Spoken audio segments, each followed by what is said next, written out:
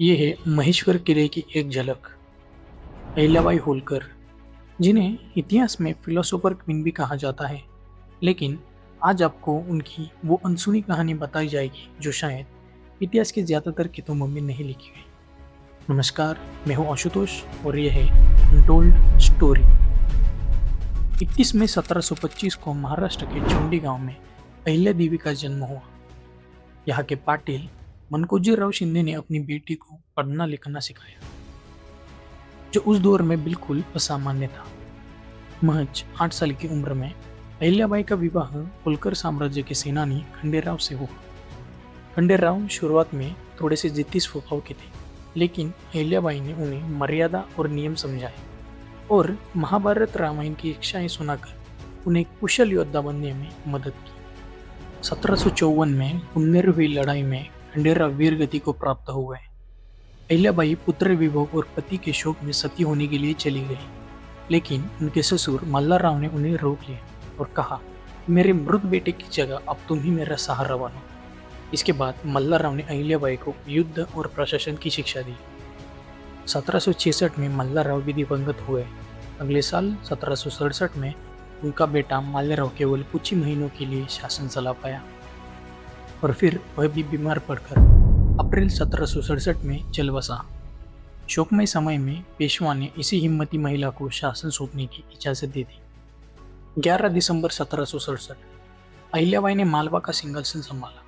उन्होंने महेश्वर को अपनी राजधानी बनाया। महेश्वर आज भी अपने हथकरघों के लिए प्रसिद्ध है। अहिल्याबाई ने ये वस्त्र उद्योग को बढ़ावा दिया और महेश्वर की साड़ियाँ की नींव रखी। उनके शासन में मालवा ने शांति और समृद्धि का नया दौर देखा। महेश्वर फलने फूलने लगा।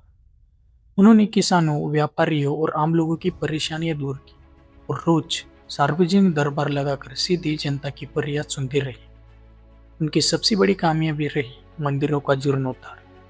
उन्होंने देश भर में सोमनाथ से लेकर काशी विश्वनाथ तक कई मंदिर, घाट और धर्मशालाएं बनवाई।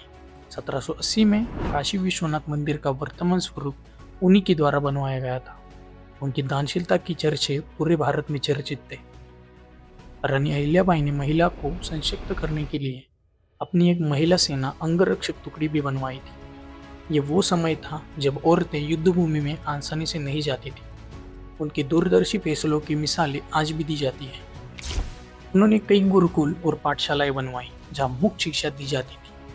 उनकी ये विरासत आज भी जन कल्याण की कहानी सुनाती है, लेकिन उनके शासन से जुड़ा एक रहस्यमय और डरावना किस्सा भी है। लोक कथाओं के मुताबिक उनका पुत्र माल्यराव स्वभाव से विक्षिप्त और हिंसक था। कहते हैं उसने दरबारियों के जूतों में बिच्छू डलवा दिए थे। कुछ कहानियां ये भी तक कहती हैं कि अहिल्याबाई ने माल्यराव को हाथी के पैरों तले कुचलने की सजा दी थी। लेकिन रुके, इतिहासकारों के हिसाब से ये एक महज एक कहानी, एक लोक कथा है। वास्तविकता में माल्यराव की मृत्यु एक गंभीर बीमारी के कारण हुई। अंत में 13 अगस्त 1795 को अहिल्याबाई ने महेश्वर में अपनी अंतिम सांस ली। उनका नाम पुण्य श्लोक के रूप में देश में आज भी बड़े आदर से लिया जाता है। एक महारानी जिसने अपने प्रेम, निष्ठा और नैतिकता से सबका मन जीत लिया। अहिल्या देवी होलकर की कहानी आज भी हमें बहुत कुछ सिखाती है। अनटोल्ड स्टोरी पर हमने आज इतिहास के कुछ अनछुए पन्ने पलटे। अगर कहानी पसंद आई हो तो चैनल को सब्सक्राइब जरूर करें। धन्यवाद।